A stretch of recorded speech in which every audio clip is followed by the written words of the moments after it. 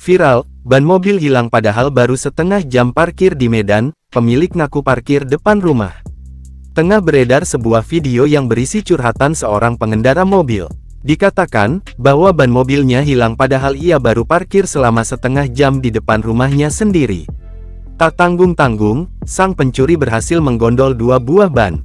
Dalam video tersebut, terlihat ban yang hilang adalah ban bagian kanan mobil, sementara ban bagian kiri masih lengkap. Mobil tersebut tampak diganjal dengan sejumlah batu oleh pencuri tersebut. Diketahui, peristiwa tersebut terjadi di Jalan Mangkubumi, Medan, Sumatera Utara. Video itu pun kini viral dan telah diunggah ulang oleh banyak akun di media sosial. Salah satunya dalam akun Instagram @foxshit, pada Jumat tanggal 12 Januari tahun 2024.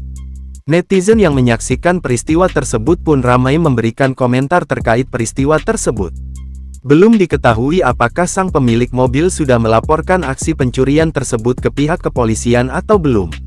Hingga saat ini, Tribun Sumsel.com masih mencari informasi yang lebih mendalam terkait video viral tersebut.